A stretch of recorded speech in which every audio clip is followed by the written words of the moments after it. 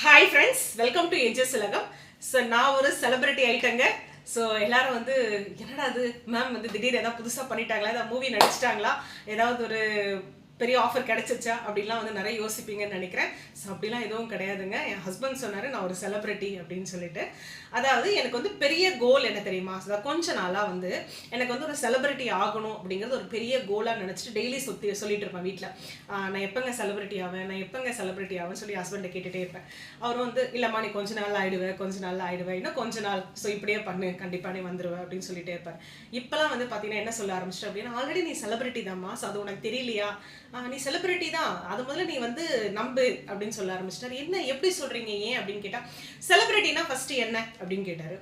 இல்லை அவங்கள வந்து 4 பேர் பாராட்டணும், 4 பேர் அவங்கள ஃபாலோ பண்ணணும், அவங்களுக்குன்னு ஒரு ஃபேன்ஸ் கிளப் உருவாகணும், அதுதான் செலிபிரிட்டிங்க அப்படின்னு சொன்னேன். அது எல்லாமே உனக்கு இருக்கே, 4 பேர் உன்னை பாராட்டுறாங்க, நீ செய்கிற டெய்லி நீ செய்கிற விஷயங்கள், நீ சமைக்கிற விஷயங்கள், நீ பேக்கிங் பண்ணுற விஷயங்களை பார்த்து 4 பேர் உன்னை பாராட்டுறாங்க, சாப்பிட்டுட்டு நல்லா இருக்கு சந்தியா, சூப்பராக இருக்குது சந்தியா, ஃபாலோ இது எப்படியே பண்ணு சந்தியா அப்படின்னு சொல்கிறாங்க.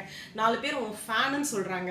மேம் நீங்கள் சொல்கிற விஷயத்தெலாம் நாங்கள் ஃபாலோ பண்ணுறோம் யூடியூப்பில் அப்படின்னு சொல்கிறாங்க. உன்னை ஃபாலோ பண்ணி 4 பேர் பிஸ்னஸ்குள்ளே வந்திருக்காங்க அப்படின்னும் போது நீ செலிபிரிட்டி தானே அப்படின்னு கேட்டார்.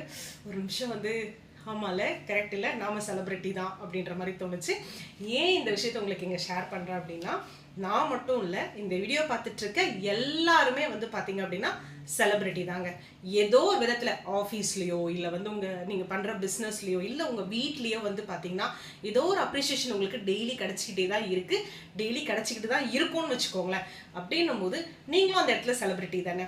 அப்போ ஏன் நம்ம மட்டும் செலிபிரிட்டி இல்லைன்னு சொல்லிக்கக்கூடாது? இனிமேல் நாமளும் இங்கே செலிபிரிட்டி தாங்க. காலரை தூக்கி விட்டுட்டு கெத்தாக நாமளும் சுற்றலாம். See you all celebrities.